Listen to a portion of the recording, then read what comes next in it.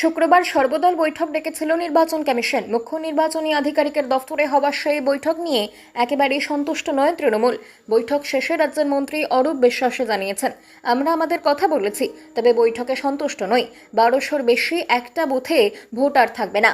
নির্বাচন কমিশনের এই সিদ্ধান্ত নিয়ে তৃণমূল জানিয়ে দিয়েছে, 1200-র বেশি হবে না মানে ভোটারদের দূরেও পাঠানো যাবে না।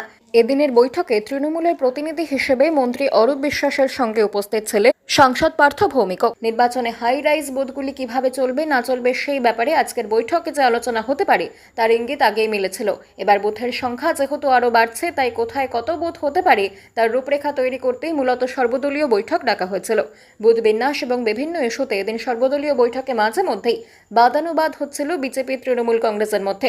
বুথ বিন্যাস নিয়ে সিইও অফিসে পাঠানো ডিইও অর্থাৎ ডিএমদের রিপোর্টকে জালি বলে ব্যাখ্যা দিয়েছে বিজেপি।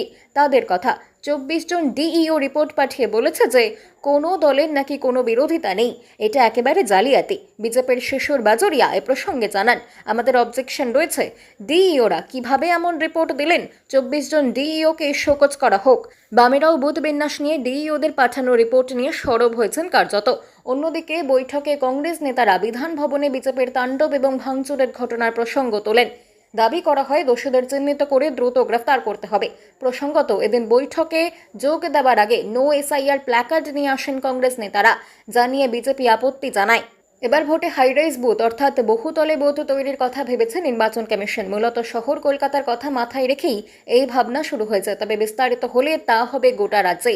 যে সমস্ত বহুতলে 400 বা তার অধিক বাসিন্দা থাকেন সেখানেই বুথ হতে পারে, এমনটাই ইঙ্গিত দিয়েছে নির্বাচন কমিশন। মুখ্য নির্বাচনী আধিকারিক জানিয়েছেন, আগে বুথ ছিল 80,681টি, বুথ বিন্যাসের পর 13,816টি বুথ বেড়েছে। ফলে রাজ্যে বুথের সংখ্যা হবে 94,497টি।